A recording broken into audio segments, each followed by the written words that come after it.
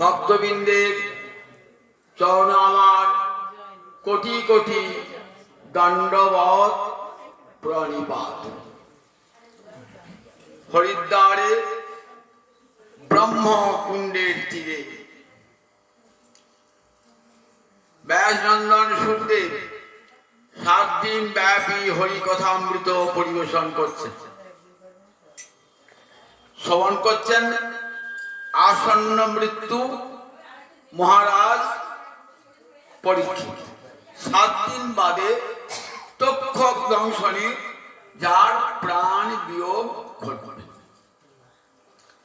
হরিকথা শুনতে শুনতে অন্তরে এত লালসা বৃদ্ধি প্রাপ্ত হয়েছে যে বিন্দুমাত্র বিরতি সহ্য করতে পারছেন না। বলছেন, মুনিবর, তুমি কৃষ্ণ কথা বিস্তার করে বর্ণনা করো। আমার ক্ষুধা, তৃষ্ণা, নিদ্রা কিছুই আমাকে আজ কষ্ট দান করছে না।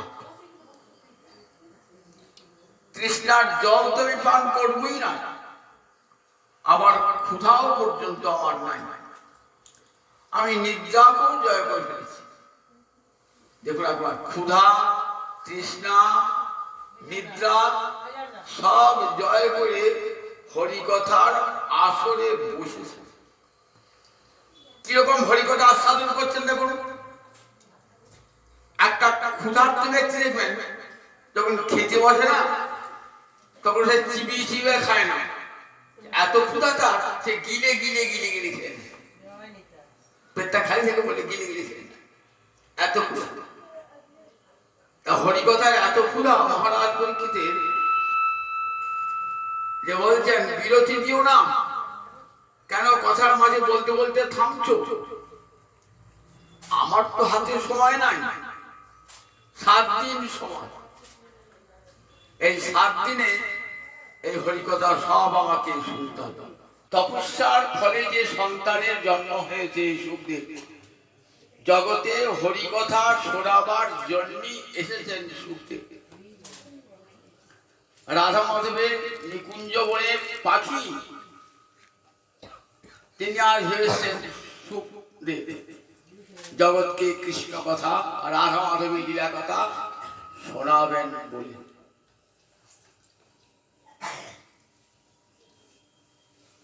মহাদেব শোনাচ্ছেন দেবী দুর্গাকে অমরকণ্টক পাহাড়ের গুহায় বৃন্দাবন লীলার কথা মহাদেব বলছেন, আর শুনছেন কে? পার্বতী বৃন্দাবনের কথা শুনছেন। খুব ইচ্ছা হয়েছে পার্বতী, স্বামী আমাকে শোনাও রাধা মাধবের লীলার কথা।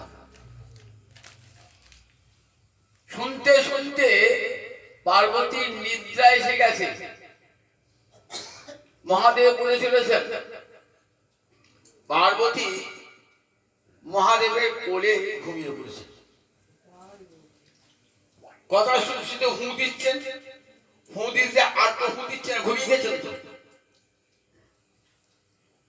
তাহলে তার মহাদেব বলবেন না ঘুমানো ব্যক্তিকে কথা বললে যে ঘুমিয়ে গেছে?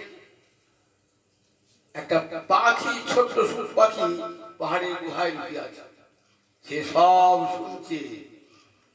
যা সব নাশ হয়ে গেল। এই মতো মহাদেব কথা বন্ধ করে দেবেন, আর তো বলবেন না কৃষ্ণ কথা। ঠিক পার্বতী শর্তটি নকল করেছেন। ঠিক পার্বতী যেমন করে হু দিচ্ছেন, তেমনি করে পাখিটা হু দিয়ে যাচ্ছে। মহাদেব ভাবছেন পার্বতী জেগেই হু দিচ্ছে। যখন প্রভাত হলো তখন দেখছেন পার্বতী বাবা ঘুমে তো কাদা হয়ে গিয়ে ঘুমে এতক্ষণ ধরে, তাই হুটা কে দিচ্ছিল এতক্ষণ ধরে। তাকিয়ে দেখছেন ওই ছোট্ট পাখিটা এতক্ষণ ঠিক পার্বতীর স্বরটা নকল করে হু দিচ্ছে। শুনে ফেললি আমার কথা, যে কথা পার্বতী সাহেবকে শুনতে হবে না, দাঁড়া তো প্রাণ বিনাশ করবে বলে মহাদেব ত্রিশূলটা নিয়ে তাড়া করে এসছেন। পাখিটা ছুটতে ছুটতে এসেছেন, পাখিটা ত্রিশূলবিদ্ধ হলো বটে, কিন্তু পাখির যে আত্মাটি সেটি ব্যাসপত্নীর গর্ভে প্রবেশ করে গেল। সেই ব্যাসপত্নীর সন্তান এই সুখদেব আজ হরিদ্বারে ব্রহ্মকুণ্ডের তীরে হরিকথা বলছেন। হরিকথা বলবার জন্য পৃথিবী এসেছেন। কারণ হরিকথা মায়ামুক্ত ব্যক্তি ছাড়া হরিকথা কেউ বলতে পারেন না। মায়ামুক্ত ব্যক্তি যারা কোনদিন সংসার চোখে দর্শনই করেন নাই, মনেও ভাবেন নাই, মায়াজালিকে ছোঁয় নাই, এমন লোক ছাড়া কেউ কৃষ্ণ কথা বলতে পারেন না। সুখদেবকে মায়া স্পর্শ করেন নাই, মায়া ছন্নেন। সেই সুখদেব এসেছেন হরিদ্বারে ব্রহ্মকুণ্ডের তীরে কথা বলতে। মহারাজ পরীক্ষিত বলছেন, হে মুনিবর, আমার অন্তরের যত ময়লা ছিল সব দূর হয়ে গেল। হরিকথার এমন পাবনী শক্তি কর্ণরন্ধ্র দিয়ে যেটা একবার হৃদয় মূলে প্রবেশ করে, তাহলে কি হয়? সমস্ত মল দূর করে দেয়। প্রবিষ্ট কর্ণরন্ধ্রের সানাং ভাব সরলুহং ধুনতি সমরং কৃষ্ণ শরীরস্য যথা শরৎ। বলছেন মহারাজ পরীক্ষিত, কৃষ্ণ কথার মহিমা বর্ণনা করছেন। কৃষ্ণ কথা কেমন? প্রবিষ্ট কর্ণরন্ধ্রেণ সানাং ভাব সরলুহং ধুনতি সমলং কৃষ্ণ শরীরস্য যথা শরৎ।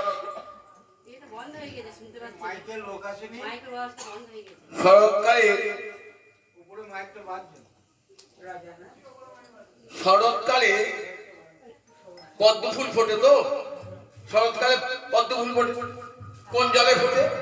খোলা জলে, কাদাওয়ালা জলে ফোটে? দেখবেন পদ্ম ফুল যেখানে ঘোলা জল নয়, কাদা নাই, এমন স্বচ্ছ শরীরে পদ্ম ফুল। সরকারে পদ্ম ফুল করছে, কাদা থাকে? কাদা থাকে। সারাং ভাব সরলুহং, সরলুহ মানে পদ্ম ফুল।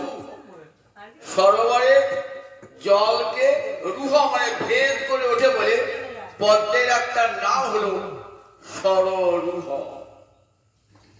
জলকে সর মানে জল, এই জলকে ভেদ করে ওঠে বলে পদ্মের একটা নাম হলো সররুহ। তাহলে ভাব ও সরলুহ মানে ভক্তি কমল, ভক্তির পদ্ম ফুল কোথায় ফুটেছে? বললেন হৃদয় সরোবরে। যতক্ষণ ময়লা থাকবে ততক্ষণ ভক্তি পদ্ম ফুল ফুটবে না। আপনার বাড়ির সামনে একটা এঁটো ডোবা আছে, আমি একটা পদ্মের বীজ জায়গা থেকে পদ্ম ফুল হবে। কোন জায়গায় পদ্ম ফুল হবে? একবারে স্বচ্ছ শরীর, এতটুকু ময়লা নাই, সরোবরের জলে পদ্ম ফুল হবে। আমার হৃদয়ে যতক্ষণ পর্যন্ত ময়লা থাকবে ততক্ষণ পর্যন্ত ভক্তি পদ্ম ফুল, ভক্তি কমল ফুটবে না। তাই সে ময়লাটা দূর করবে কে? বলে প্রবিষ্ট কর্ণরন্ধ্রে। হরিকথা দুটো কর্ণের ছিদ্র দিয়ে প্রবেশ করে আমার হৃদয়ের ময়লাটাকে দূর করে দেবে। কেমন? কেমন করে? সানাং, যারা শুনছেন ভক্ত, নিজের জন, সানাং মানে নিজের জন, তাদের ভাব ও সরলুহ অর্থাৎ ভক্তি কমল ফোটার ব্যবস্থা করে তাদের কি করেন? ধুনতি সমলং, সমস্ত মলকে দূর করিয়ে দেন। কেমন? শরীরস্য যথা শরৎ। শরৎকালের জল যেমন এতটুকু ঘোলা থাকে না, আর সেই জলেতেই পদ্ম ফুল হয়। হরিকথা কি করে? বলে হরিকথা দেন ভক্তের হৃদয়কে নির্মল করে দেয়, সমস্ত মল দূর করে দেয়, তারপরে ভক্তি পদ্ম ফুল ফুটে ওঠে। এখানে শরীরস্য যথা শরৎ কথাটি বলা একটা গুরু তাৎপর্য আছে। শ্রীধর স্বামী পাত্রিকায় বলছেন, আমি বর্ষাকালে একটা জারে করে জল তুলে আনলেন তো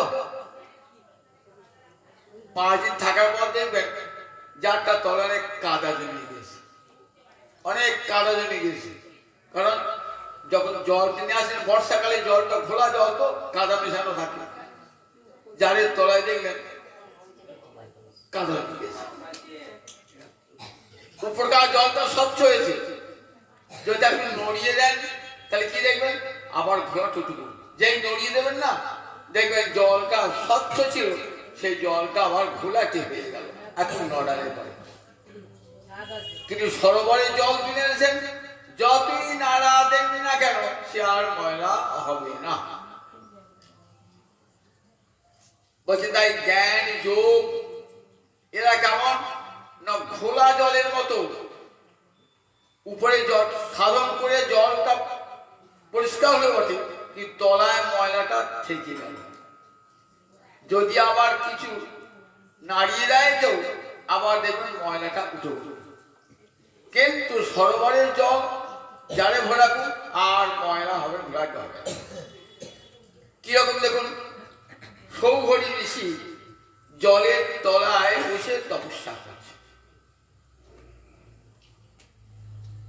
সৌঘরী ঋষি জলস্তম্ভন বিদ্যা জানতেন, জলটাকে স্তব্ধ করে তার তলায় তপস্যা করছে।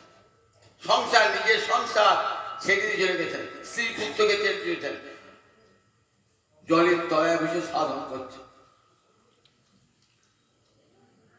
নিজের সংসার স্ত্রী পুত্র সব ছেড়ে গেছেন, ভগবানের মনটা লগ্ন করবার জন্য জলের তলায় নির্জন স্থানে বসে তপস্যা করছে। দেখছেন একটা মৎস্য আর একটা মৎস্যী, একটা পুরুষ মাছ আর একটা স্ত্রী মাছ একসঙ্গে বিহার করছে। ব্যাস যেই দেখলেন সৌম্য ঋষি কিছুক্ষণ দেখার পরই অন্তরটা চঞ্চল হয়ে উঠে। আবার স্ত্রী সান্নিধ্য লাভ করবার জন্য অন্তর চঞ্চল হল। দেখছেন তো ওই নাড়িয়ে দিল ওই ঘোলা জলটা উঠে মাটিতে উঠে পড়ল, ঘোলা জল। জ্ঞানের দ্বারা যোগের দ্বারা কি করেছিলেন ময়লাটা নিচে নামিয়েছিলেন, কিন্তু যেই দেখলেন একটা মৎস্য আর মৎস্যী একসঙ্গে খেলা করছে তখনই অন্তরে আবার সংসার বাসনা যে করল, জল থেকে উঠে এলেন। তখন মানধাতা রাজা, মানধাতার 50টি সুন্দরী কন্যা ছিল। রাজাকে গিয়ে বলছে রাজা আমি তোমার কন্যাগণকে বিবাহ করতে চাই। কত বছর তপস্যা করেছেন জলের তলায়, কিছুই খান নাই, শরীরে তো হাড় গোটা শুধু আছে, কিছুই নাই তো, হাড় ঝিরঝিরে হয়ে গিয়েছে একবারে ঘাটের মোড়া। এসে বলছে বিয়ে করব। যদি বলেন রাজা না তোমার সঙ্গে আমার মেয়েরা বিয়ে করবে না, আমার সুন্দরী কন্যায় বিয়ে করবে কেন, সঙ্গে সঙ্গে রাজা কবি সব দিয়ে দেবে তো। রাজা বলেন ঠিক আছে আমার তো কোনো আপত্তি নাই, বিয়ে তো করবে আমার মেয়েরা, যদি মেয়েরা রাজি হয় আমার আপত্তি নাই। বলেন যাও। অন্দর ঘরে গেলেন, 50টা রাজকন্যা এসেছে, বলছে দেখো আমি তোমার সঙ্গে বিয়ে করতে চাই। সুন্দরী রাজকন্যা ওইরকম হাড় বেরোনো ঘাটের মোড়াকে দেখে এসবে ক্ষেত্রি হাসতে গেছে, কত বুড়ো হয়ে গেছে, বলছে বিয়ে করবো। ও আমাকে দেখে হাসছো, আমি বুড়ে কি ভাবছো, আমার হাড় বেরোনো চেহারা দেখছো, দেখো যোগ বলে আমি এমন যৌবন নিয়ে আসবো শরীরে চিন্তাই করতে পারি। বলে বেশ জানো ভাই বিয়ে করবো। যোগ বলে এমন সুন্দর নবযৌবন ধারণ করলো না, তখন 50টা কন্যা, ও বলছে আমি গলায় মারলো, ও বলছে আমি গলায় মারলো, 50টা কন্যা কি বিয়ে করলো। বলে তুমি সাধু তুমি জলের তলায় থাকো তো, আমরা তুমি জলের তলায় থাকবো না। বলে তোমার জলের তলায় থাকতে হবে না, তাহলে একটা প্রাসাদে কিন্তু আমরা 50 জন থাকবো না, আমাদের 50 জনের জন্য আলাদা 50টা প্রাসাদ বানিয়ে দিতে হবে। বলেন আমি যোগ বলে পারি নাকি, 50টা প্রাসাদ সঙ্গে সঙ্গে তৈরি করে দেবো। আমার কথার সঙ্গে সঙ্গে বিশ্বকর্মা এসে 50টা প্রাসাদ বানিয়ে দিল। 50টা রাজকন্যার 50টা প্রাসাদ বানিয়ে দিলেন। 50টি কন্যার গর্ভে 10টি করে 500 সন্তানের জনক হয়ে গেলেন। আবার সংসারে কেমন ঢুকে গেলেন দেখুন, কেমন ঢুকুন, যে সংসারকে তুচ্ছ করে এসেছিলেন সেই সংসারে ঢুকে গেলেন। দেখছেন জ্ঞান যোগ এর ফলটা কেমন। ঘোড়ার যে কাদা জমি ছিল না, নড়ানোর সঙ্গে সঙ্গে ঘোড়াটা উল্টে পড়ল। দীর্ঘদিন সংসার করার পর অন্তরে চৈতন্য, ছি ছি ছি, এ আমি কি করেছি, যে সংসার আমি ত্যাগ করে এলাম, যে স্ত্রী পুত্রকে ত্যাগ করে এলাম, আবার সেই সংসার বাসনা আমার জাগ্রত হল। সংসার ছেড়ে মন শুদ্ধ হয় না, কিন্তু হরি কথা এমন মহিমা না, আর সংসার বাসনা অন্তরে জাগ্রত হবে না। একবার যদি হরি ভক্তি হৃদয়ে প্রবেশ করে না, আর সংসার বাসনা অন্তরে জাগ্রত হবে না। যতই সংসার থাকুন আপনি, সংসার বাসনা অন্তরে আসবে না। প্রমাণ দেখুন, হরিদাস ঠাকুর যখন বেনাপোলের জঙ্গলে এলেন, বেনাপোল মানে সীমান্ত রয়েছে এখন বাংলাদেশ আর আমাদের ভারতবর্ষ, এই সীমান্তে বেনাপোল একটা জায়গা আছে। এইখানে একটা জঙ্গল, এই জঙ্গলে বসে হরিদাস নির্জনে থাকছেন।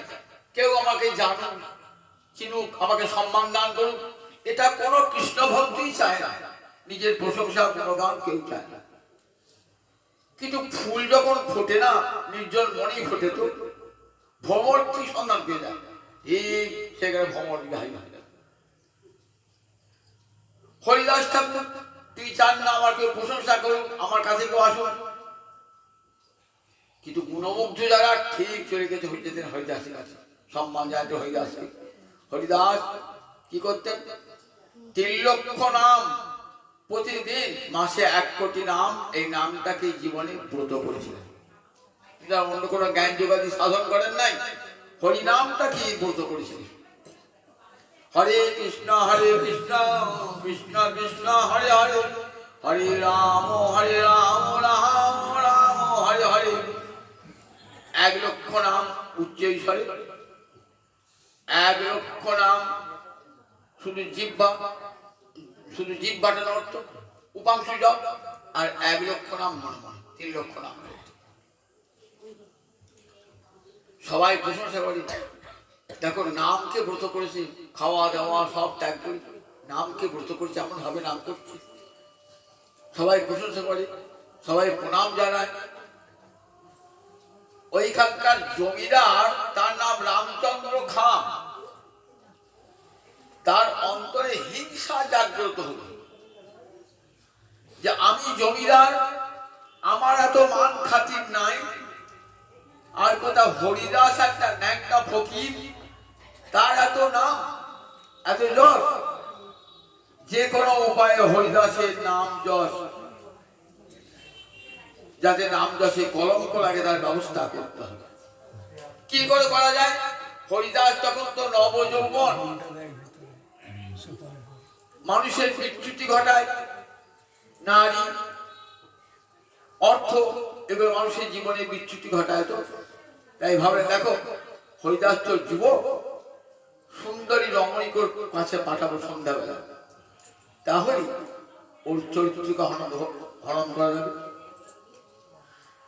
নগরে সব গণিকাগণকে ডাকলেন, যারা দেহ ব্যবসায় করে তাদেরকে ডাকলেন, বলেন দেখো তোমরা যদি হরিদাসের ব্রত ভঙ্গ করতে পারো, তাহলে তোমরা যা চাইবে তাই। সবারই সাহস হচ্ছে না। লক্ষ্যইরা বলে একজন যুবতী বললেন, আমাকে 3 দিন সময় দেন, 3 দিনের মধ্যে ওই হরিদাসের ব্রত ভঙ্গ করবো। পারবে তুমি? তা বলে অবশ্যই, আপনি নিশ্চিন্ত থাকুন। হরিদাস হরিনাম করছেন, নির্জন জঙ্গল, নির্জন, অনেক রাত, কেউ নাই পাশাপাশি। হরিদাস যুবক, লক্ষ্মীরা যুবতী সুন্দরী, কত ঢঙে নৃত্য করছেন, কত ছন্দে নৃত্য করছেন, যাতে হরিদাসের মনটা টলে ওঠে। দেখেছেন তো হরিদাসের অন্তর স্বচ্ছ সরোবর, আর টলার মতো টলাইও টলবে না, ঘোলা জল নয় যে ময়লা উঠবে। বলে ঠিক আছে, তোমার বাঞ্ছা আমি পূর্ণ করব। আমার একটা ব্রত আছে, মাসে প্রতিদিন 3 লক্ষ নাম, মাসে 1 কোটি নাম। আমার 3 লক্ষ নাম পূর্ণ হয়ে গেলে তোমার বাঞ্ছা। এমনি করে 1 রাত গেল, 2 রাত গেল, 3 রাত গেল, হরিদাসের নাম আর শেষ হলো না। শেষকালে লক্ষ্যহীরা নয়ন জলে ভাসতে ভাসতে হরিদাসের চরণে আত্মসমর্পণ করল। আমি তোমার মন হরণ করতে এসেছিলাম, আমি আমার মন তোমার চরণে অর্পণ করলাম। আজ থেকে আমি তোমার অনুগতা শিষ্যা, আমাকে তুমি উদ্ধার করো। আমার কর্ণে কৃষ্ণ নাম দিয়ে আমাকে জমিদার রামচন্দ্র পাঠিয়েছিল তোমার চরিত্র হরণ করবার জন্য। আমি দেখলাম কৃষ্ণ নামাশ্রয়ী কৃষ্ণ ভক্তের চরিত্র কখনো হনন করা যায় না। যোগী ঋষির মন টলানো যায়, কিন্তু নামাশ্রয়ী কৃষ্ণ ভক্তের মন কখনো টলানো যায় না। লক্ষ্মীরা পান করবে, লক্ষ্মীরাকে কৃষ্ণ মন্ত্রে দীক্ষা দান করলেন। বলেন এই নির্জন বেলা বেনাপোলে তুলসী মঞ্চ স্থাপন করে তুমি প্রতিদিন নাম গ্রহণ করো, তোমার সমস্ত পাপ কালিমা অন্তর হতে দূর হয়ে যাবে। আজ সেই লক্ষ্মীরার জঙ্গল আছে, আজও বেনাপোলে, সেখানে সবাই গিয়ে লক্ষ্মীরাকে প্রণাম জানায়। যে লক্ষ্মীরা গণিকা, সবার চোখে ঘৃণা, আজ সে শত সহস্র বৈষ্ণবের প্রণামের যোগ্য না। তাহলে দেখুন যে হরিভক্তি যদি একবার হৃদয়ে প্রবেশ করে, কারো স্বার্থ নয়, তার হৃদয়টাকে টলায়। শ্রীমদ্ ভাগবতের 11 স্কন্ধে ভগবান উদ্ধবকে এই কথা বলেছেন। জানো উদ্ধব, বাধ্য মানবী মদ ভক্ত বিষয় অজিতেন্দ্রিয় প্রায় প্রগলভয়া ভক্তা বিষয় না বিভূতে। আমার ভক্ত অনেক সময় বিষয় ভোগ করতে বাধ্য হয়, সংসার ত্যাগ করতে পারছে না, মনে ত্যাগের বাসনা রয়েছে কিন্তু ত্যাগ করতে পারে না, বাধ্য। এবং তার ইন্দ্রিয় সমূহ এখনো জিতেন্দ্রিয় হয় নাই, ইন্দ্রিয় সমূহ দমিত হয় নাই, সংসারে রয়েছে। কিন্তু সাধু গুরু বৈষ্ণবকে আশ্রয় করি, সে নামকে আশ্রয় করেছে, ভক্তিকে আশ্রয় করেছে, তাতেই কাজ হবে। বাধ্য মানবী মদ ভক্ত বিষয় অজিতেন্দ্রিয়।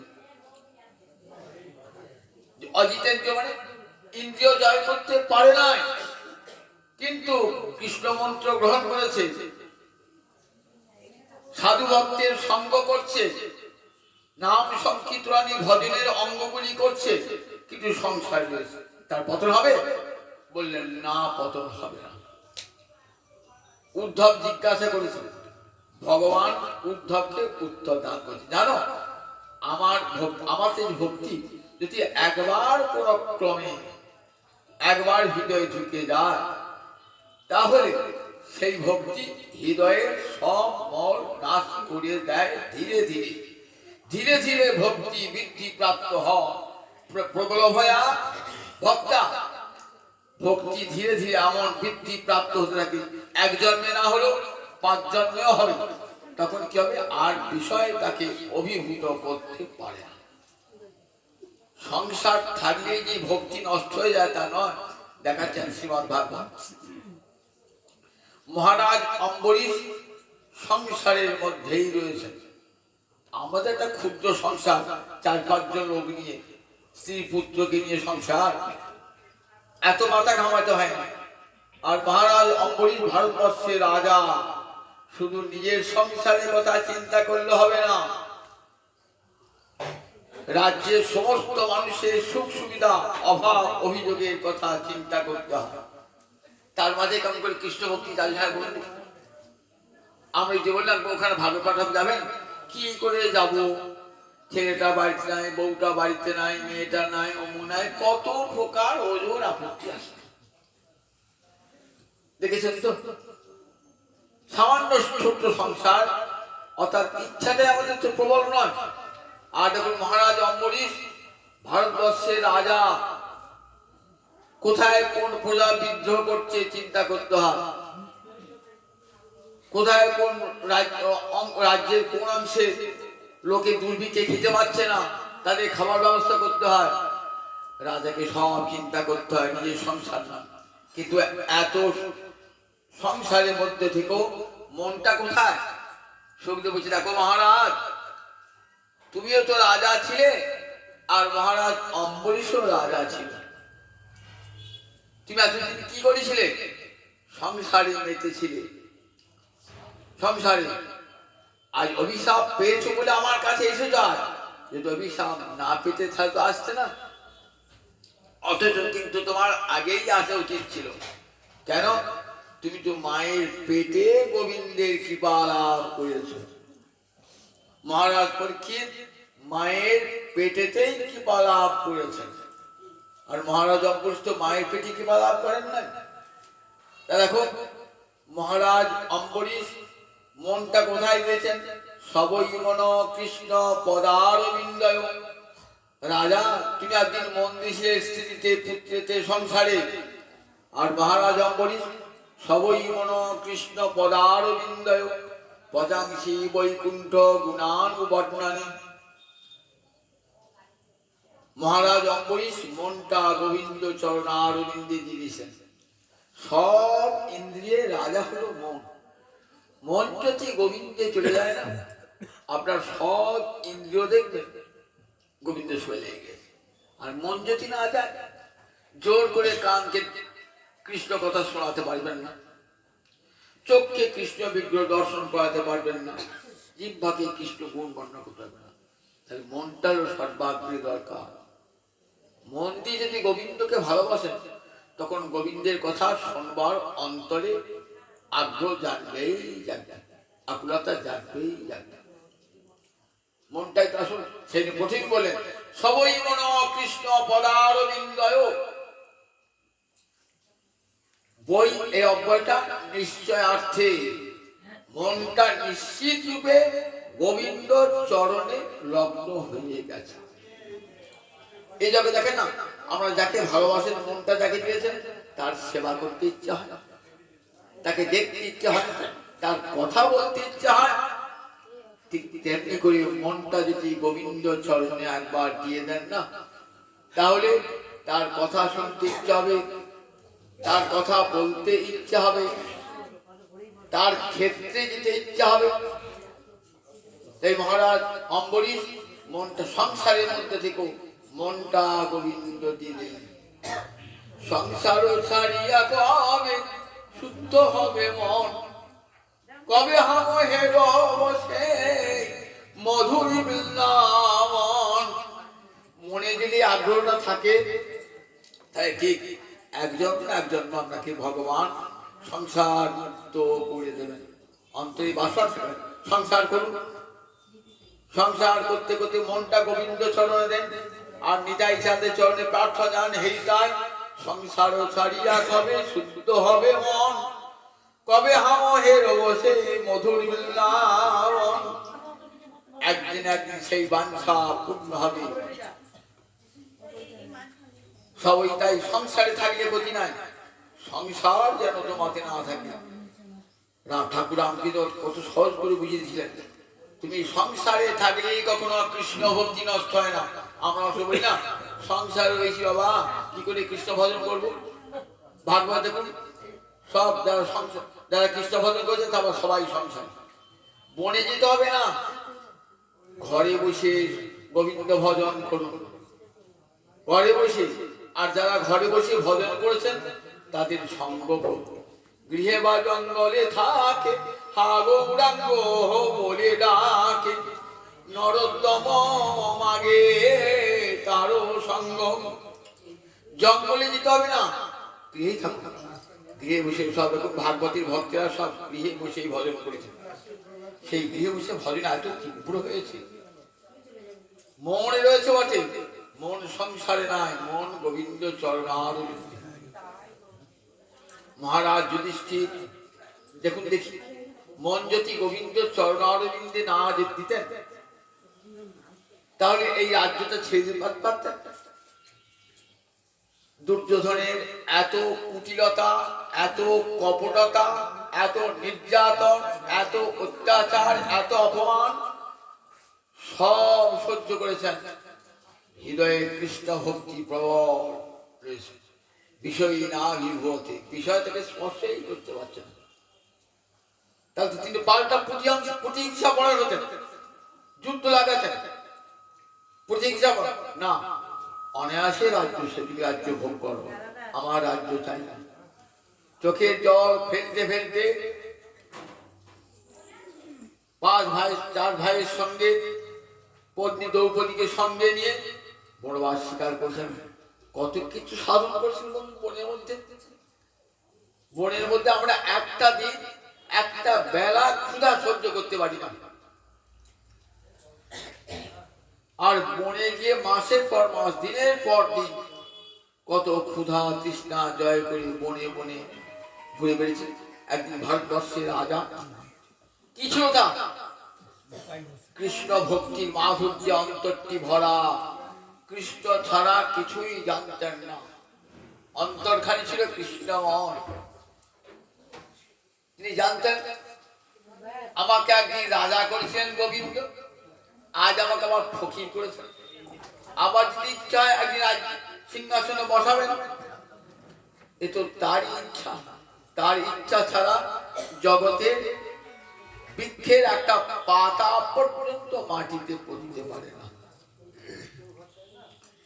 কেমন সুদৃঢ় ভক্তি ভগবানের, কেমন অচঞ্চল ভক্তি।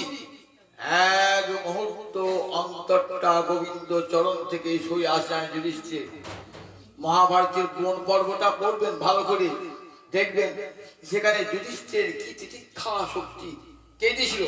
ভক্তি মহারানী অন্তরে এমন করেছিল না, সব শত্রুতা কপটতা নির্যাতন সহ্য করেছেন, বিন্দু মাত্র বিরোধিতা করেন না। সেই দুর্যোধন কি করে নিয়েছেন? তাকে সুযোধন করেছেন। কত বড় ক্ষমতা থাকলে তো হয় বলে কি? নিজের শত্রু যে তার নিজের স্ত্রীকে তার চোখের সামনে অবমান করেছে, তাকে কত পরমাদের গ্রহণ করেছে, এতটুকু তার বিরুদ্ধে কোনো বিষোদ্গার করেন নাই। মহাভারতটা খুলে দেখবেন। দুর্যোধন বলতেন তো, যুধিষ্ঠির কি বলতেন? সুযোধন। দুর্যোধন নামটা শুনতে বড় খারাপ লাগে। অতি দুঃখের সঙ্গে যার সঙ্গে যুদ্ধ করতে হয় তাকে বলে দুর্যোধন। সুযোধন যখন রাজসূয় যোগ্য করলেন, তখন এক একজনকে এক একটা দায়িত্ব দান করছেন। তো দুর্যোধনকে কি দায়িত্ব দিলেন? ভান্ডার ঘরের দায়িত্ব। এটা কাকে দেয় বলুন দেখি? একবার নিজের ঘনিষ্ঠ জন, যাতে খাদ্যের অপচয় না হয়। এতগুলি নিমন্ত্রিত লোক যদি না খেতে পেয়ে ফিরে যায়, কত বড় অপমান হয় বলুন দেখি একবার। তাই ভান্ডার ঘরের দায়িত্ব সবাইকে দেওয়া যায়? দেওয়া যায় না, খুব ঘনিষ্ঠ জন ছাড়া দেওয়া যায় না। তাই যে দুর্যোধন শত্রুতা, তাকে দিলেন ভার যুধিষ্ঠির ভান্ডারী দায়িত্ব। তাহলে কতখানি বিশ্বাস! দুর্যোধন মনে বিশ্বাস নয়, যুধিষ্ঠির অন্তরে কতখানি বিশ্বাস। দেখুন, কৃষ্ণ ভক্তি অন্তরে ছিল বলি বনে বনে ঘুরে বেরিয়েছে। একদিন নির্জন কুটিরে বসে আছেন, পাতা ছাওয়া কুটিরে বসে আছেন। দ্রৌপদী বলছেন যে, দেখো রাজা, তুমি ধর্মরাজ, সবাই বলে তুমি সত্য থেকে ধর্ম থেকে একদিনও বিচ্যুত হও না। তাতে তুমি তো রাজা, রাজাকে অনেক সময় সত্য থেকে ধর্ম থেকে বিচ্যুত হতে হয় রাজ্য রক্ষা করবার জন্যে। তুমি সত্য থেকে ধর্ম থেকে বিচ্যুত হও না, কিন্তু দেখো তোমার এত গুণ তোমার, কিন্তু একটা বড় দোষ, তুমি পাশা খেলো। আর সেই পাশা খেলার জন্য দেখো তোমাদের ভাইয়েরা আজ বনে বনে ঘুরে বেড়াচ্ছে। দেখো যে ভীম বিলাস বাসন খুব ভালো, ভীম খুব বিলাসী ছিল, সাজতে খুঁজতে খুব ভালোবাসতো। আর সে কি করছে, পর্বতে গেরুয়া মাটি গায়ে মাখছে, খোলা গায়ে পুজো আছে, খোলা গায়েছে।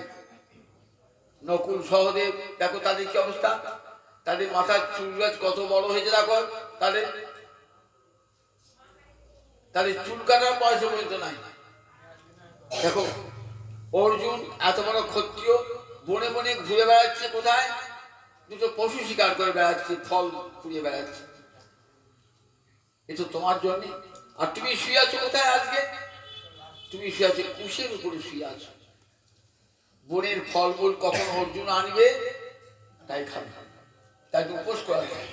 আর একদিন তুমি শুয়ে থাকতে সোনার পালঙ্কে শুয়ে থাকতে, কত দাস দাসী তোমার সেবা করত। প্রতিদিন তোমার গৃহের যজ্ঞ হতো, যজ্ঞের অবশিষ্ট রাজভোগ দাস দাসী এনে তোমার সামনে ধরতে, তুমি ভোজন করতে। শুয়ে থাকতে সোনার পালঙ্কে কত দাস দাসী তোমার সেবা করত। তোমার ভোরবেলায় ঘুম ভাঙতো বৈতারিকের সঙ্গীতে, তোমার গুণগানে। আর আজকে শিয়ালের ডাকে তোমার ঘুম ভাঙছে। তোমার মনে কষ্ট হয় না, কিন্তু আমার মনে কষ্ট হয়। আমি তো পত্নী, আমার স্বামীদের এমন দুরবস্থা দেখে আমার অন্তরটা কেঁদে ওঠে। আমি নিজে কোনো সুখ চাই না, ডগুলো বলছেন, কিন্তু তুমি দুঃখে আছো, কষ্টে আছো, এটা যদি ভাবি না মনে কষ্ট হয়। রাজা তোমার জন্য হয়েছে, তুমি কেন পাশা খেলতে গেলে? বলছেন দেখো দেবী, ভগবানের বিশ্বাস আছে তোমার? তবে হ্যাঁ, ভগবানের বিশ্বাস আছে। দেখো ভগবান কখনো কাউকে ফকির করেন, কখনো কাউকে রাজা করেন। আমি যে পাশা খেলি সেটা কি আমি নিজের ইচ্ছায়? গোবিন্দই আমাকে যে পাশা খেলিয়েছেন, আমাকে যে সংসার রাজ্য খেয়ে নিয়েছেন, আবার যদি ইচ্ছা হয় তিনি আমাকে সিংহাসনে বসাবেন। দেখেছেন কতখানি দৃঢ় নির্ভরতা ভগবানই, কেমন নির্ভরতা। এক মুহূর্ত মনটা ভগবান থেকে, কল্যাণী নাস্তিকং প্রভাসসে, হে কল্যাণী নাস্তিকের মতো কথা বলছো। পৃথিবীতে কেউ গোবিন্দের ইচ্ছা ছাড়া কেউ কিছু করতে পারে না। একটা লোক যে মাতাল হয়েছে সেটা নিজের ইচ্ছায় নয়, গোবিন্দ তাকে অমনি করে কর্মফল ভোগ করাচ্ছে। চুরি করছে, ডাকাতি করছে, নিজের ইচ্ছায় নয়, ভগবানই তার কর্মফল এমনি করে ভোগ করাচ্ছে। নাস্তিকং প্রভাসসে, নাস্তিকের মতো কথা বলছো তুমি। দেখেছেন কতখানি সুদৃঢ় বিশ্বাস ভগবানে। আবার যখন এলেন ফিরে, আবার রাজ্য পেলেন, মায়ের ইচ্ছায় যুদ্ধ করলেন। যুদ্ধ করার পর আবার রাজা হলেন। সেটা আমার গোবিন্দ বলছেন, যুধিষ্ঠির ভাই এবার আমি চলে যাই। যুধিষ্ঠির একটু বয়সে বড়, অর্জুন আর কৃষ্ণ সমবয়সী। যুধিষ্ঠিরকে প্রণাম করে বলছে আমি চলে যাই, বা আমার তো কাজ শেষ হয়ে গেল।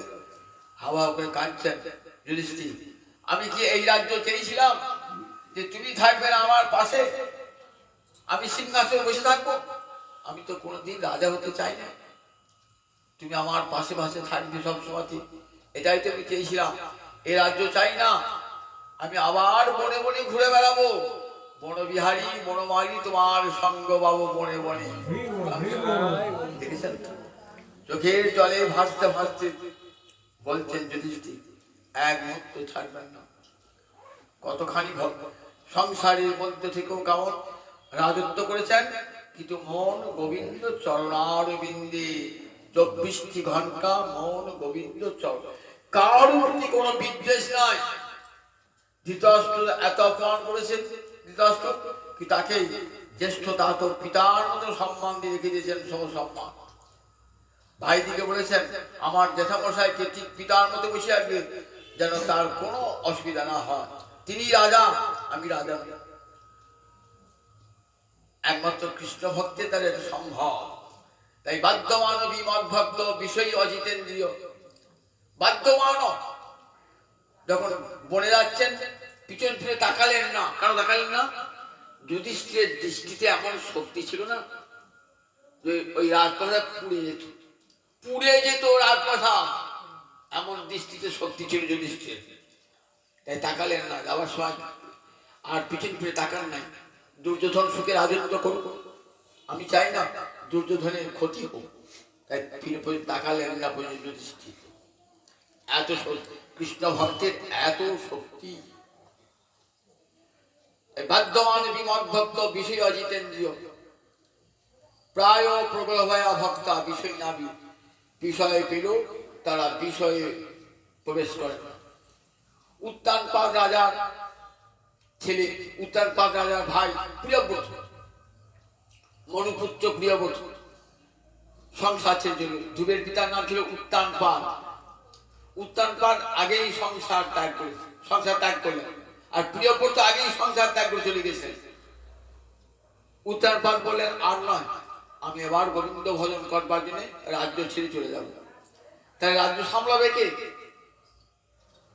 তখন মনু পিতা বারবার অনুরোধ করলেন প্রিয়ব্রতকে। প্রিয়ব্রত পর্বতী গুহায় বসে গোবিন্দ ধ্যান করছেন, বলে আমি গোবিন্দ ধ্যান ছেড়ে কোথাও যাব না, কৃষ্ণ ধ্যান ছেড়ে কোথাও যাব না। তারপর রাজ্যে যে অরাজক অবস্থা গেছে, প্রিয়ব্রত এসো। এলেন না। নারদ, গুরুদেব নারদ এলেন, বলেন গুরুদেব সব আদেশ আপনার স্বীকার করব, কিন্তু ওই আদেশটি মানতে পারবো না, আমি আর সংসারে ফিরে যাব না। যে সংসার ত্যাগ করেছি সেই সংসার আর ফিরে যাব না। সৃষ্টিকর্তা ব্রহ্মা এলেন, আমি গুরুর গুরু, পরম গুরু, আমি তোমাকে আদেশ করছি চলো। বললেন দেখো, তুমি যদি রাজ্যে ফিরে না যাও তাহলে মহাপাপ হবে, অরাজক অবস্থা থাকবে। আমি যে সংসার ছেড়ে চলে এসেছি গোবিন্দ কৃষ্ণ ভাবনায়, আমার সেই কৃষ্ণ ভাবনায় যে ব্যাঘাত হবে। ব্রহ্মা বলেন কৃষ্ণ ভাবনায় বিন্দু মাত্র ব্যাঘাত হবে না। যাদের হৃদয়ে হরিভক্তি প্রবেশ করেছে, সে হরিভক্তি আর কখনো যায় না। হরিভক্তি অবিনাশী, বিনাশ হয় না কোনোদিনই। সুতরাং তুমি রাজ্যে থাকবে, তুমি রাজা হয়ে থাকলে দেখো রাজ্য অরাজক অবস্থিতি দূর হবে, প্রজারা সুখে শান্তিতে থাকবে। তুমি সেটা চাও না? হাজার হাজার মানুষের মঙ্গল হবে যাতে, এটা তো ভক্তের কর্তব্য।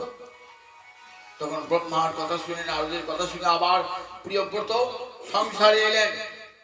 সংসারে এসেও কিন্তু এখন সংসারে এসেও মন গোবিন্দ পরারবিন্দে রয়েছে। সুখদেব বলছে মহারাজ, যারা ভাগবত পরমহংস হয় তারা সংসারে প্রবেশ করলেও সংসার তাদের মধ্যে প্রবেশ করতে পারে না।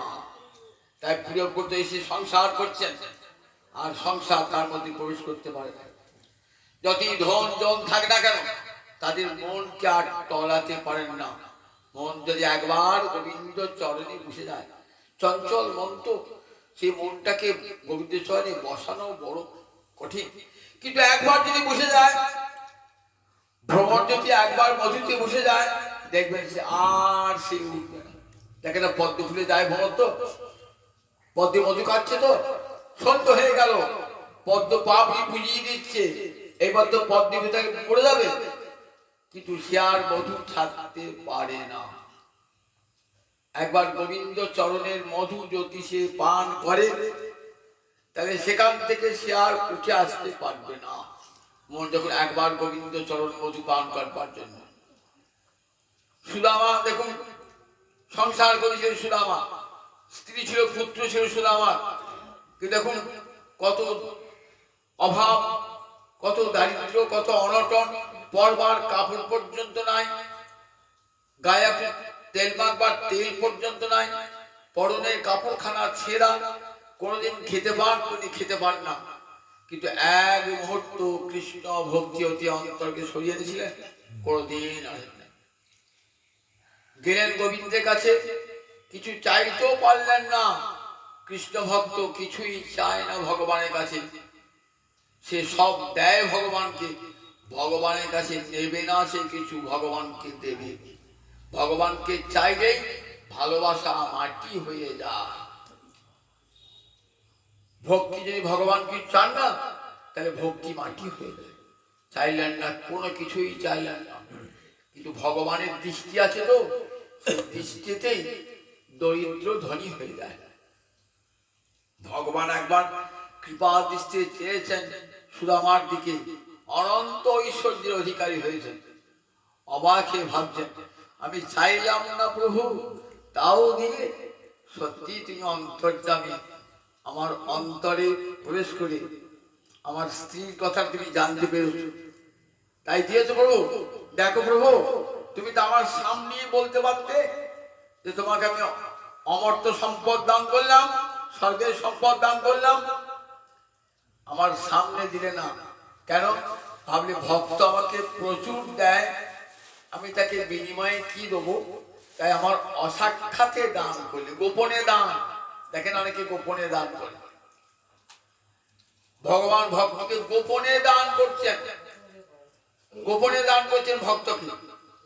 ভাবছেন ভক্ত অনেক দেয়, আমি আর কি দেবো, সামান্য এক লোক দেখিয়ে কি দেবো, ওই গোপনে গোপনে দেবো।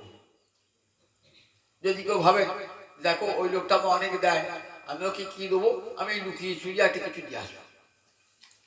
ভগবান ঠিক ভাবছেন, ভগবান ভাবছেন যে আহা দেখো সমস্ত জীবনটাই তো আমাকে দিয়েছে সুদামা, হৃদয়ের সব ভালোবাসাটুকু স্ত্রী পুত্র কার জন্য রাখেন নাই, সবটাই আমাকে নিবেদন করেছে, তাই কি দেবো বিনিময়ে, সামান্য একটু ধন দিয়ে আমি সব ধন সম্পদের অধিকারী হয়ে কি ভাবছেন যে গোবিন্দ আমাকে ধন সম্পদ দিয়েছো বটে, কিন্তু এই ধন সম্পদ আমি তোমার সেবাতেই লাগাবো, তোমার সেবাতেই লাগাবো। তুমি দিয়েছো তোমার এবং তোমার ভক্তের সেবায় লাগাবো। আমি কোনোদিন তোমার কাছে ধন সম্পদ চাইবো না, আর এই ধন সম্পদ আমাকে ভোলাতে পারবে না তোমার চরণ। দেখেছেন ভক্তি কতখানি অন্তরে দৃঢ় ভক্তি, যতই ধন সম্পদ দাও না আমাকে, ওই ধন সম্পদ আমাকে তোমার চরণ থেকে সরিয়ে আনতে পারবে না। আমার একটাই প্রার্থনা, জন্মে জন্মে যেন তোমার মতন সখা আমি পাই, জন্মে জন্মে তোমার মতন সখা যেন পাই, এটাই প্রার্থনা, এটাই প্রার্থনা, জন্ম নয়, অন্য কোনো প্রার্থনা করেন না। তাই উদ্ধবকে বলছেন ভগবান, বাদ্যমানপি মদ ভক্ত বিষয়ী অজিতেন্দ্রিয়, আমার ভক্ত অনেক সময় বাধ্য হয় সংসার করতে, কিন্তু সংসার করলেও ক্ষতি নাই, অতদূর যেতে হবে না। গৌলীলায় দেখুন সংসার করছেন শিবানন্দ সেন, 3 পুত্র সঙ্গে আছে, সেন শিবানন্দ। আমরা গানে বলেন না, কোথাও বাড়ি ছিল কাঁচরা পাড়া, শিবানন্দ সেন। তার কি কাজ ছিল বলতে পারি, মহাপ্রভু কি আদেশ করেছেন, প্রচুর সম্পত্তি অধিকারী শিবানন্দ সেন। মহাপ্রভুকে আদেশ করেছেন তোমাকে একটি আমি আদেশ করে যাচ্ছি, প্রতি বৎসর নীলাচলে গৌড়দেশ থেকে যারা যাবে তাদের থাকার ব্যবস্থা, খাওয়ার ব্যবস্থা সব তোমাকে করতে হবে, তোমার সমস্ত অর্থ সম্পদ ধর্মার্থে ব্যয় করবে। মহাপ্রভুর এই কথাটি অক্ষর অক্ষরে পালন করেছিলেন শিবানন্দ সেন। প্রতি বৎসর নিয়ে যেতেন স্ত্রী পুত্র পরিবার সঙ্গে যেতেন সঙ্গে, বাড়ির কুকুরটি পর্যন্ত একবার আসছেন তো দেখবে শিবানন্দ সেন কুকুর, সেও তো কৃষ্ণ ভক্ত, ভক্তের বাড়ির কুকুর, সেও তো সবাই যাবে তো কুকুরটা হা করে তাকিয়ে আছে, ওই তুই যাবি নাকি আমার সঙ্গে, তারপরে ভাবনা বাড়ির সবাই চলে যাচ্ছে আমি যাবো না, শিবানন্দ সেন কুকুরটা যাচ্ছে সঙ্গে সঙ্গে, চল আমার সঙ্গে চল মহাপ্রভুর কাছে, কুকুরটাও চলছে। যেটা নদী পার হতে হবে, নদীর মাঝি বলছে কুকুরটাকে পার করবো না, কেন করবো না, কুকুরটা পার করলে পরে আমার নৌকাটাকে আবার ধুতে হবে, তবে লোক সাবধান। আর তো সমান যতগুলি লোক চাপার ভাড়া আমাকে দিয়ে দিতে হবে। বলেন বেশ, তাই কুকুরটাকে আগে পার করলাম, কুকুরটাকে পার করলেন, আবার নৌকাটা ভালো করে ধুলেন, যতগুলো একটা নৌকায় লোক বসে তাদের যা ভাড়া, একটা কুকুরের জন্য সব ভাড়া দিয়ে দিলেন। এইবার সব যাত্রীকে নিয়ে নৌকা পার হলেন, দেখছেন কুকুরটা চলে গেছে, আর খুঁজে পাওয়া যাচ্ছে না। শিবানন্দ সেন কুকুরটা কোথায় গেল, কুকুরটা কোথায় গেল, কুকুরটা কোথায় গেল, সবাই খুঁজছে কুকুরটা। ও বাবা, কুকুরটা আগেই চলে এসেছে, আগে কোথায় এসে মহাপ্রভুর চরণের পান্তে বসেছে কুকুর। মহাপ্রভু নারকেল কিছু কিছু হয়েছে, বলো হরে কৃষ্ণ কৃষ্ণ কৃষ্ণ হরে হরে, হরে রাম রাম রাম হরে হরে। কুকুরটা দুটো পাটা তুলে হাত আর মুখে জানো কি বলছে আর মহাপুর খাতে মহাপ্রভু তে আছে অপর ওই বলতে বলতে বলতে বলতে কুকুরটি অন্তর্ধান হয়ে গেল। অন্তর্ধান হয়ে গেল। দেখেছেন ভক্তের ঘরে কুয়া আমাকে ভক্তের ঘরে কুকুর করো, ভক্তের ঘরে কুকুর এসে কুকুর হয়েছে, কোন কর্মফলে কুকুর হয়েছে, কিন্তু হরি ভক্তি যায় না। একটা কুকুর সে বুঝতে পারলো কিনা প্রতি বছর পুরী যায়, আমিও যাবো তোমার সঙ্গে পুরী। আবার সবার আগে বুঝিয়েছেন কোথায় যে আমি নিরিবিলিতে গৌরহরিকে দর্শন করবো, গৌরহরি কৃপা লাভ করবো। গৌরহরি কৃপা লাভ করেছেন, ওইখানে কুকুরটি দেহ ত্যাগ করছে গৌরহরিকে দর্শন করতে করতে। দেখুন হরি ভক্তি এমনই, আমার দিকে অভিশাপ দেয়, অভিশাপ বলে অভিশাপ আমার দেহ যাবে, কিন্তু আমার হরি ভক্তি যাবে না। হরি ভক্তিকে কেউ অভিশাপ না নষ্ট করতে পারবে। হরি ভক্তিকে মহারাজ পরীক্ষিত হরি ভক্তিকে অভিশাপ দিয়ে নষ্ট করতে পেরেছিল? উনি তো অভিশাপ দিয়েছিলেন সিংহী, 7 দিন তখন মানুষের 7 দিন বাড়ি মৃত্যু হবে, কিন্তু হরি ভক্তি নষ্ট হইল? হরি ভক্তি অভিশাপেও নষ্ট হয় না। ও শত শত অভিশাপ দিল, হরি ভক্তি নষ্ট হবে না। হরি ভক্তি অবিনাশী। শ্রী গোসাইপাদ ভক্তি সুন্দর বলছেন, বললে দেখো অবিচ্ছিন্ন ধর্ম ভক্তি এমন ধর্ম একবার যদি হৃদয়ে প্রবেশ করে তাহলে আর এই ভক্তি কখনো যায় না। কোনো না কোনো দিন আবার দেবেন এই ভক্তি প্রকাশ প্রাপ্ত হয়ে যাবে। কিরকম মহাজন উদাহরণ দেন, আপনার বাড়িতে যে আপনার ময়লাগুলো আছে, নোংরাগুলো আছে, কি করেন আপনি? সেই নোংরাগুলো নিয়ে গিয়ে ডাস্টবিনে ফেলে দেন, প্রতিদিন কাজলো। একদিন কি দেখলেন আপনার হাতে একটা হীরের আংটি ছিল, ওই আংটিটা আলগা হয়ে ওই ডাস্টবিনে পড়ে গেল। অনেক খুঁজছেন, অনেক ময়লার মধ্যে হারিয়ে তো খুঁজে পাচ্ছেন, দামি জিনিস তো খুঁজে পাচ্ছেন না। পাশে প্রতিবেশী কি খুঁজছেন গো? এ আমার হীরের আংটি পড়ে গেল, খুঁজে পাচ্ছে না। ওরা কোনো চিন্তা নাই, ও ঠিক পেয়ে যাবে। এখন এত ময়লার মাঝে খুঁজে পাবেন না তো, ওই আসুক বর্ষাকালে বৃষ্টি সব পৌঁছে যাবে আস্তে আস্তে, আর হিরাং তো পচবে না, সব পৌঁছে যখন দেখবে আর কিছুই নাই, তখন দেখবেন ওই হীরের আংটা একবার জল জল জল জল জল জল করছে। ঠিক তাই হলো, মাসের পর মাস অপেক্ষা করেন, বর্ষা জল হলো, সব পচে গলে চলে গেল, হীরের আংটি জল জল করছে।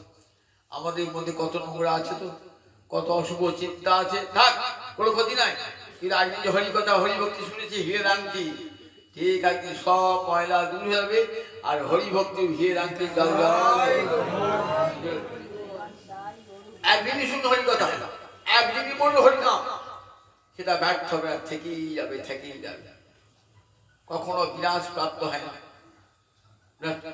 শিবানন্দ মহাপ্রভু ভক্তের মধ্যে অনেক ধনী ব্যক্তি ছিলেন, অনেক ধনী ব্যক্তি ছিলেন, কিন্তু তারা সব ধন কৃষ্ণ সেবায় লাগিয়েছিল। মহাপ্রভু বলেছেন ধর্মে ধন উপার্জন করবে, যারা সংসারী মানুষ তাদের কিন্তু উপায় করতেই হবে, কিন্তু ধর্মে ধন উপায় করবে, এবং সেই ধন কৃষ্ণ সেবায়, কৃষ্ণ ভক্তের সেবায় লাগবে। শিবানন্দ সেন করতেন, 3 পুত্র সঙ্গে আছে, সেন শিবানন্দ, কতখানি অন্তরে কৃষ্ণ ভক্তি। দেখুন মহাপ্রভু কথা সারা জীবন, শ্রীখণ্ডের মুকুন্দ আর নরহরি 2 ভাই তো, মুকুন্দকে মহাপ্রভু তুমি দাঁড় পরিগ্রহ করবে আর ধন উপার্জন করবে, সংসার চালাবে তুমি, নরহরি আমার কাছে থাকবে। বলে প্রভু আমাকে আদেশটা দিলেন কেন? আমার ভাই ছোট, তাকে আদেশ দেন, আমি বলছো অবিবাহিত হয়ে থাকবো। বললেন না, তুমি কি করবে? তোমার সন্তানকে নরহরি মানুষ করবে, তুমি ধর্মে ধন উপার্জন করবে, গোপীনাথের সেবা করবে, আর তুমি চিকিৎসা যে বৃত্তি সেটি দ্বারা মানুষের উপকার সাধন করবে। সেই আদেশ পালন করেছিলেন মুকুন্দ, সারাটা জীবন ধরে পালন করেছেন মহাপুরুষ আদেশ, সারা জীবন পালন করেছেন।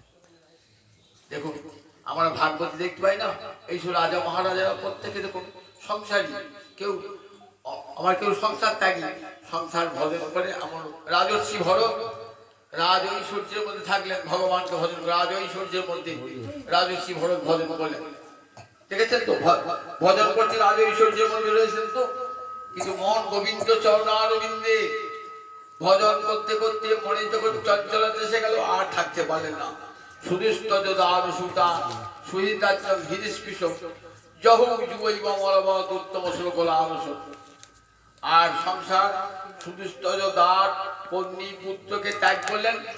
যৌবন বয়সে তখন স্ত্রীর প্রতি কত আকর্ষণ, সংসারের প্রতি কত আকর্ষণ, অর্থ মান যশের প্রতি কত আকর্ষণ যৌবনে মানুষের থাকে। তো যৌবন বয়সে ত্যাগ করলেন এক মুহূর্তে কৃষ্ণ ভালোবাসতে আর থাকতে পারলেন, সংসারে থাকতে পারলেন না। তাই প্রায় প্রগলভয়া ভক্তা বিষয়ী না বিভূতি, বিষয়ের মধ্য থেকেও বিষয়ে মনটাকে কেড়ে নিতে পারে নাই। রূপ সনাতন সব ছিলেন বিষয়ের মধ্যে ডুবেছিলেন, সামান্য বিষয় নয়। আমাদের মধ্যে একখানা দুটো ঘরওয়ালা বাড়ি নয়, বিরাট প্রাসাদে থাকতেন, সোনার পালঙ্কে শুয়ে থাকতেন, কত দাস দাসী সেবা করত, কত ভোগের জীবন এক মুহূর্তেই পরিত্যাগ করেছেন গৌর কৃপা পেয়ে। আবার দেখুন কত কষ্ট করে সাধুগোসাই পার যাচ্ছেন মহাপ্রভুর কাছে, পায়ে পালকি ছাড়া যেটা হাঁটতো না, পায়ে হেঁটে যাচ্ছে। বৃন্দাবনে গিয়ে পড়ে রয়েছে, কেমন করে গাছতলায় পড়ে রয়েছে, গাছতলায় পড়ে আছে। কোন হাট জুটছে, কোন জুটছে না, কবু চানা চর্বণ, কবু বাস। কৃষ্ণ ভক্তিতে অন্তর খারাপ হয়ে আছে। তাই বিষয় আমি পুরোতে বলেন বিষয় কিছু করতে পারে না, বিষয়ে তারিখে অভিভূত করতে পারে না। পৃথু রাজা ভাগবতে চতুর্থ স্কন্ধে পৃথু রাজা উপাখ্যান আছে। পৃথু রাজা এত ঐশ্বর্যের মাঝে থেকেও মন গোবিন্দ চরণ আরবিন্দে, কৃষ্ণ ভক্তি অন্তরে এমন না, মন গোবিন্দ চরণ আরবিন্দে, মন টলাতে পারে নাই। বলে পৃথু রাজা তুমি কি চাও, কি নেবে বলো। ভগবান এসে বলছেন আমি চাই হাজার হাজার কর্ণ, অযুত কর্ণ এ সময় বড়, এটা আমার বর্ণ। কান নিয়ে কি করবে, ওই হাজার হাজার কান নিয়ে তোমার কথা শুনবে। এই উদ্ধব বলছে, দেখো উদ্ধব এক ভাগবত এক স্কন্ধি, উদ্ধব গোবিন্দকে বলছেন, গোবিন্দ বলছেন উদ্ধবকে, কি বলছেন উদ্ধবকে, বাধ্য মানবী মদ ভক্ত বিষয়ী অজিতেন্দ্রিয় প্রায় প্রগলভয়া ভক্তা বিষয়ী আমি ভবতি। আমার ভক্ত বিষয়ে বাধ্য হয় সংসার করতে, সংসার করো ক্ষতি নাই, সংসারের মধ্যে থেকে বলুন কৃষ্ণ ভজন ভালো হয় সব, কারণ সংসারটা দুর্গ। দেখবেন ভাগবতী পঞ্চম স্কন্ধে যখন প্রিয় প্রতিকে বোঝাচ্ছেন না, বলছেন দেখো সংসার একটা দুর্গ। দুর্গে কি হয়, যখন শত্রু রাজা আক্রমণ করেছে না, তখন কি করে, তখন রাজার সমস্ত প্রজারা গিয়ে দুর্গে ধরলকে যাতে আক্রমণ করতে না পারে। তেমনি সংসার সমাধি ছটা রিপু, কাম ক্রোধ লোভ মোহ আশ্চর্য 11টা ইন্দ্রিয়, এরা শত্রু। এরা যে কোনো মুহূর্তে আমাদেরকে যে কোনো মুহূর্তে আর পতন করিতে পারে, যে কোনো মুহূর্তে। এতে এত দুর্বার শক্তি না, ভয়ঙ্কর শক্তি। এক একটা ইন্দ্রিয় কেমন শক্তি দেখুন। একটা পতঙ্গ তার একটা কি শক্তি, একটা মাত্র ইন্দ্রিয় তার সক্রিয়। কোন ইন্দ্রিয়টা, চক্ষুর ইন্দ্রিয়টা। সে যখন দেখে না আলো রয়েছে না, ছুটে যায়। দেখেছেন তো, ওই চোখটা তার এত শক্ত, ছুটে যায়, ছুটে ওই রূপে গিয়ে পরে কি আলো রূপে গিয়ে যে আলো যে পড়লো না, সঙ্গে একটা ইন্দ্রিয় সক্রিয়, তাতেই তার মৃত্যু হয়ে গেল।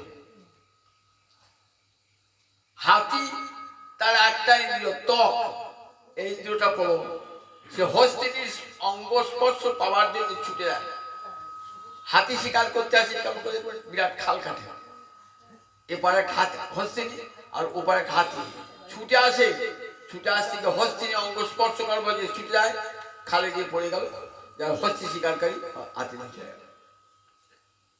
কুরঙ্গ হরিণ, তার কানটা এমন না, মধুর শব্দ শুনি ছুটে আসে, ছুটে আসে, তখন দেখে না পাশে জাল ফেলা আছে, ফাঁদে পড়ে যাবে, দেখে না ফাঁদে পড়ে গেল। তাহলে একটা ইন্দ্রিয় এমন সবল, তার জন্য তার মৃত্যু বিনাশ ডেকে নিয়ে আসছে।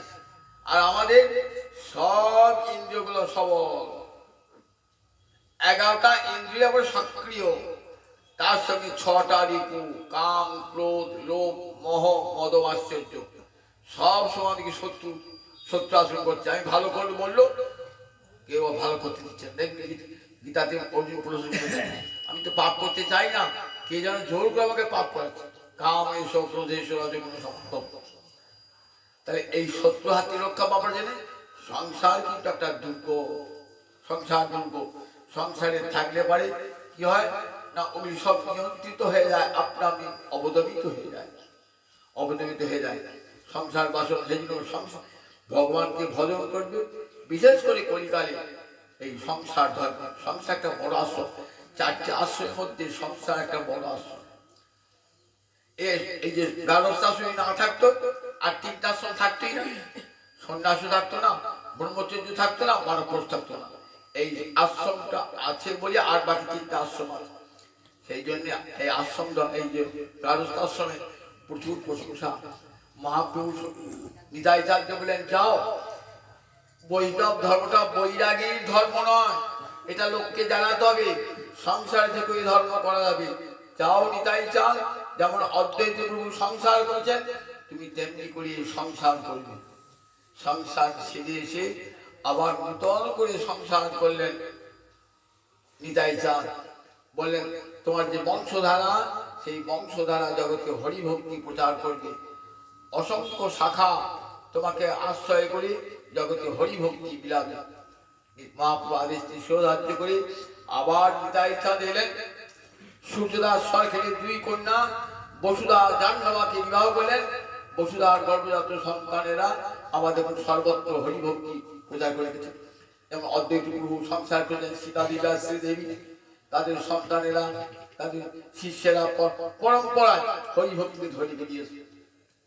তাই মহাপ্রভু চাইছিলেন যে বৈষ্ণব ধর্ম কেবল সন্ন্যাসী ধর্ম নয়, বৈরাগীর ধর্ম নয়, সংসারে থেকেও এই ধর্ম আচরণ করা যাবে।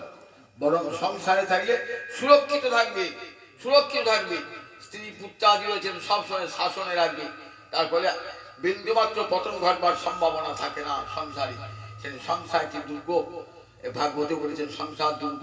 সেই সংসারের মধ্যে থেকে কৃষ্ণ ভজন করলেন, বললেন কৃষ্ণ ভজন এতটুকু ক্ষতি হবে না, বরং বৃদ্ধি প্রাপ্ত হবে।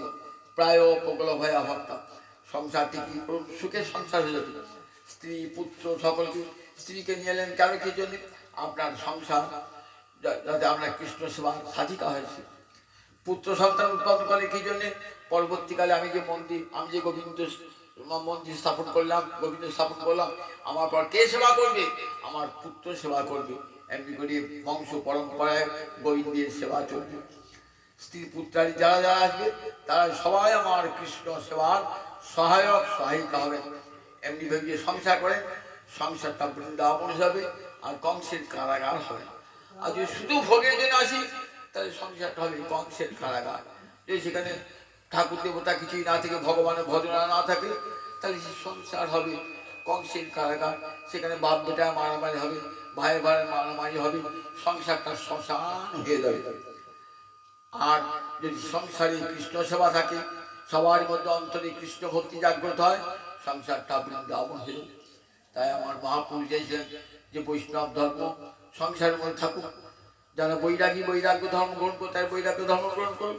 আবার যারা সংসারে কৃষ্ণ ভজন করতে চান, সমস্ত মহাজনেরা ভাগবতে উদাহরণ দিয়েছেন, সংসারে থেকে কৃষ্ণ ভজন করেছেন, সেই সংসারটাকে বৃন্দাবন করেছেন। তারা সমস্ত ভক্তগণকে, সমস্ত নিজের স্ত্রী পুত্র সকলকে কৃষ্ণ ভক্তি দান করে, কৃষ্ণ ভক্তি জানে তাদেরকে সহায়ক সহায়িকা করে তুলেছেন। ঠিক এমনি করে আমার মহাপ্রভু বলেছেন, দেখো সঙ্গে স্ত্রী পুত্রকে নিয়ে তীর্থক্ষেত্রে গমন করো, ভগবানের নাম করো, হরে কৃষ্ণ কৃষ্ণ কৃষ্ণ হরে হরে, হরে রাম রাম রাম হরে হরে। ছেলেকে স্ত্রীকে সঙ্গে নিয়ে প্রতিদিন বাড়িতে বসে বসে হরিনাম করুন, অবসর সময় বসে বসে হরিকথা শ্রবণ করা, গীতা শ্রবণ করা, দেখবেন সংসারটা সুখের হয়ে যাবে। সংসারে যত কৃষ্ণ ভক্তের আগমন হয় না, সংসার তত সুখের হয়ে যায়। স্ত্রী হোক কৃষ্ণ ভক্ত, সন্তান হোক কৃষ্ণ ভক্ত, আত্মীয় স্বজন প্রতিবেশী হোক কৃষ্ণ ভক্ত, দেখবেন সমাজে হানাহানি মারামারি, সংসারে সব বিপদ দূর হয়ে যাবে। আপনার গোবিন্দ ভাগবতী শিক্ষা, সংসারের মধ্যে থাকো, কিন্তু ভজন নিয়ে থাকো, দেখবেন সংসার তোমার অন্তর থেকে সংসার তোমার কোনো দুঃখ বিপদ আনতে পারবে না, আর হরি ভক্তি তোমার যাবে না। জয় জয় জয় রাধে